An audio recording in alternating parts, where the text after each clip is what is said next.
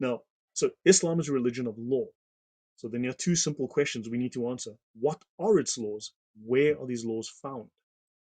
Right? What are the laws? Where are they found? Well, they're found in legal books. You can download them and read them for yourself. You don't have to be a doctor to go and read about some legal stuff on Wikipedia that a broken leg involves a broken bone and the treatments. You don't have to know all the ins and outs to go read these books. You don't need 7 years of study at university. So I'm going to pick a very difficult topic. I'm going to talk about infant sex in Islam. It is perfectly legal in Islam to have sex with infants because this was made legal by Muhammad himself, right? Now, we could go to Islam QA, which is the world's most popular Islamic fatwa site, and they make it very explicit. There is no discussion. They are very clear that this is perfectly legal. Infants are fair game to adult males. But what I'm going to pick here is we're going to Pakistan. We're going to look at the current Pakistani court system, which uses several Islamic law books. We're going to pick the second most popular Islamic law book used in Pakistan. I mean, so this is from a paper by two Islamic law professors based in Lahore in Pakistan. They are both professors of Islamic of law, and they've written here a paper which is available on an academic website discussing these are the four most commonly used Islamic law books that are found to be relied upon by the courts of Pakistan to derive authentic points of Islamic law on a particular issue. Number one is the Hidayah. The Hidayah is a Hanafi fiqh book. Number two, the Digest of Muhammadan Law, right? So, and the two authors are Shahbaz Ahmed Chima, professor, PhD of law in Islam. The paper is called A Genealogical Analysis of Islamic Law Books Relied on in the Courts of Pakistan. So these are not my words. I am simply quoting two Islamic law professors, both with a PhD, who teach law, okay? And I'm just going to read to you what they said about the legal system in Pakistan. The other one is Sameh Ozer Khan, assistant professor, Law College, University of the Punjab. Okay. Now the Digest of Muhammadan Law. On page 26 of this Digest of Muhammadan Law, we have the following ruling with regards to infant sex. It states, if you have children in the room, you may want to move them out of the room. But yeah, they speak of fourth, when a man, now a man in Islam is defined obviously as a grown man. When a man has had sexual intercourse with a girl under the age of 9 years and he has ruptured the parts, I'll repeat that, you can figure out what those parts are yourself. When a man has had sexual intercourse with a girl under the age of 9 years and has ruptured the parts, it is unlawful for him to have further connection with her, quote unquote, sex. But she is not released from her ties if she is connected with him by marriage or by slavery. If no rupture has taken place, this prohibition is not incurred according to the most valid opinion. And thus, if he takes his infant bride to bed and he does not rip open her vagina, he is allowed to continue without any issues. But if he does, he remains married to this girl and she remains his slave and he has to look after her. But yeah, any comments or thoughts on that before I continue? Because I'll be providing more information from the Islamic law on this topic. Because this Hey, I want Lloyd, to say, I like yeah, to add a few things to that. When it comes to not just child marriage, but child rape, if the child is a slave, of course, marriage is not required, and uh, they could rape a baby if she's a yes, slave without marriage. And of course, this is purely satanic.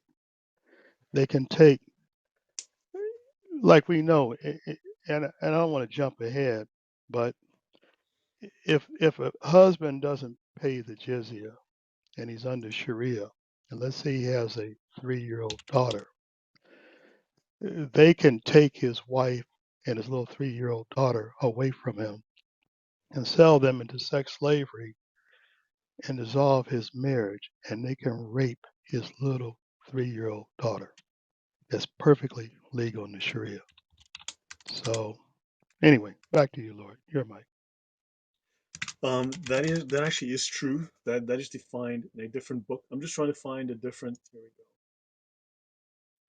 go. So let me continue. So I'm going to go back to the Reliance of the Traveler, and I'm going to go through a couple of different Islamic law manuals, highly regarded, commonly used Islamic law manuals, valid today. So this is about Quran 65:4 because there's a lot of confusion, and Muslims obviously are embarrassed. Well, they themselves generally are not embarrassed about it. They see it as perfectly normal because Muhammad did it, and it is illegal to question Muhammad. They just they just realize that this goes against Western law and Western morals, and therefore it causes them, shall we say, some degree of embarrassment and awkwardness. So therefore they want to deny this, but it's very, very true within their legal system. Quran 65:4. As for your women who have despaired of further menstruating, if you are in doubt, their waiting period shall be 3 months. And for those who have not menstruated yet, right? Not menstruated yet means you are too young to menstruate.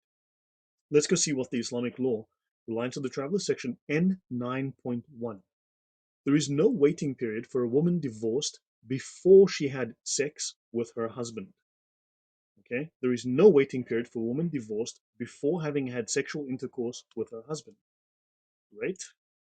Then it says in N9.2, a waiting period is obligatory for a woman divorced after intercourse, whether the husband and the wife are prepubescent, they have reached puberty, or one has reached puberty and the other has not.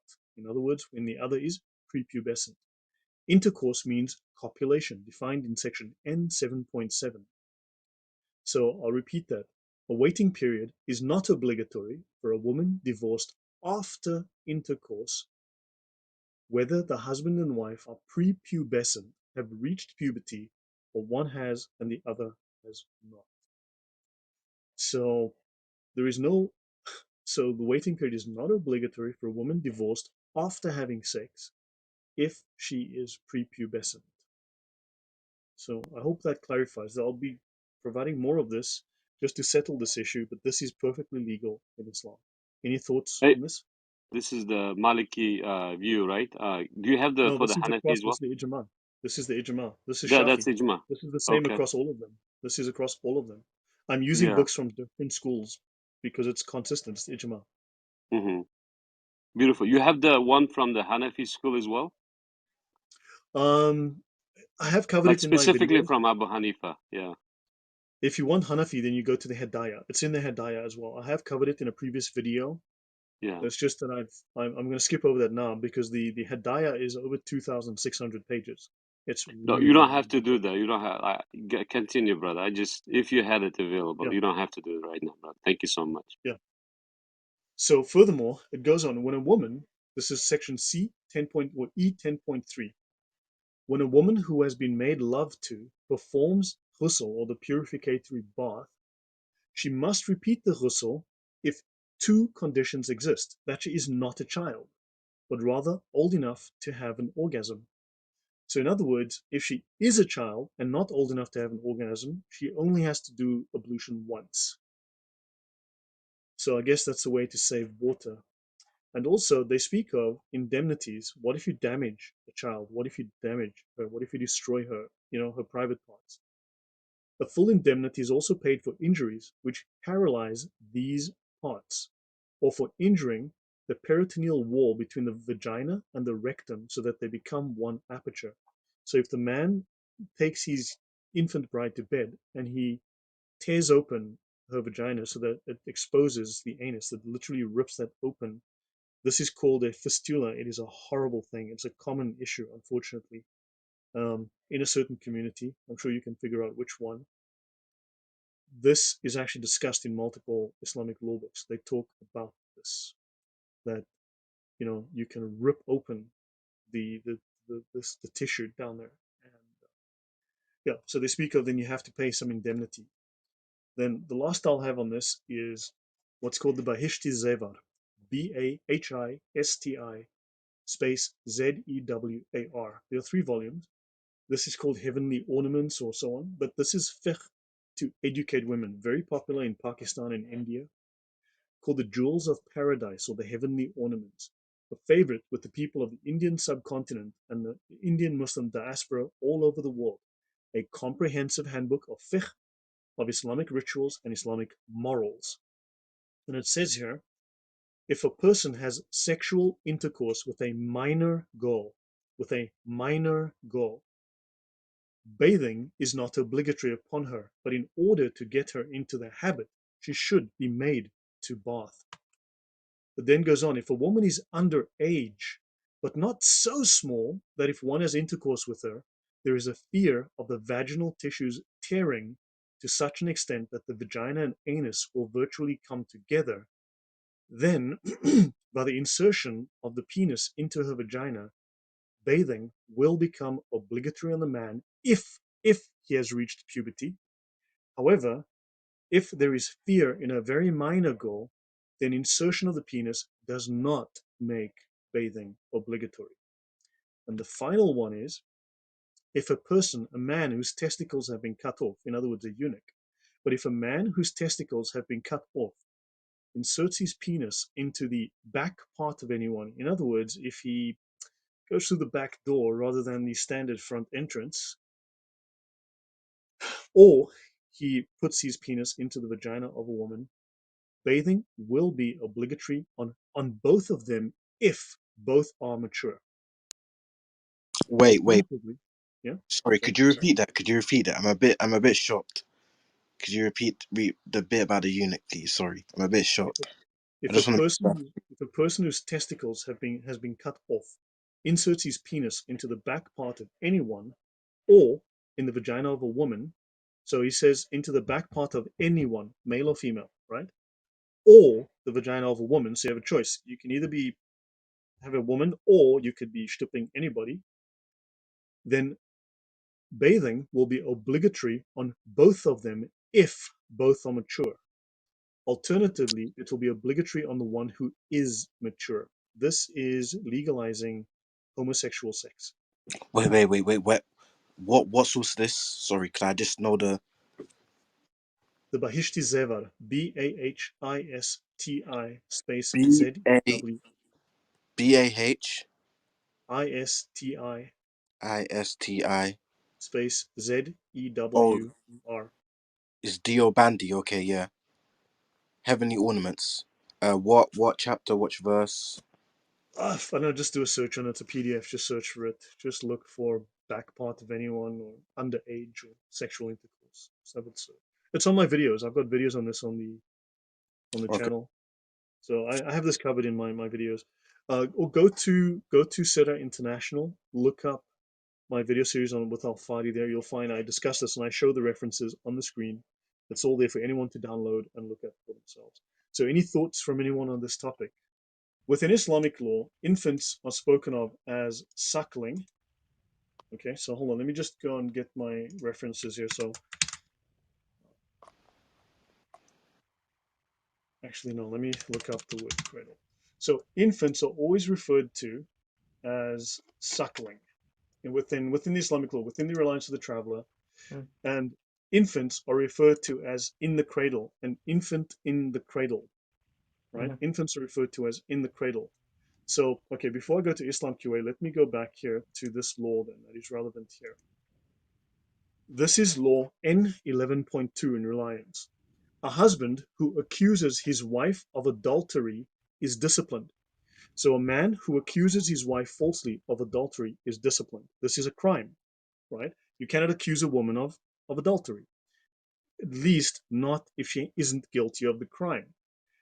However, obviously, if she is guilty, she's guilty, then that's fine. But they say the man is disciplined if he accuses his wife of adultery, means to sleep with another man, right?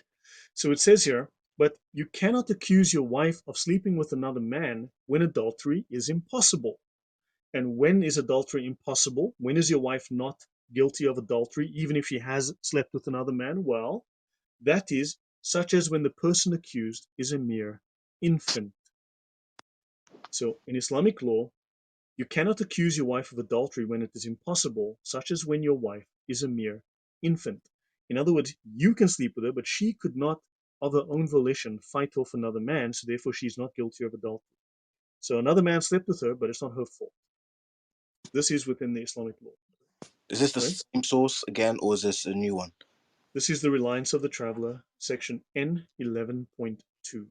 I see that we have also Euclides on stage. I don't know if you want to ask something about this topic, Euclides. Do you have a question about this topic? Yes, thank you. I really appreciate it. Yeah, so I was kind of asking the same thing of Al, because usually when I do bring several of these issues to people who do follow Islam, but usually the answer is, hey, these are extra texts and these are different branches of Islam. This is not in the Quran. Could you give a reference point to infant um, intercourse that may be in the Quran, or a form of prostitution or homosexuality that may be in the Quran, please? The scholars do not consider the Quran complete.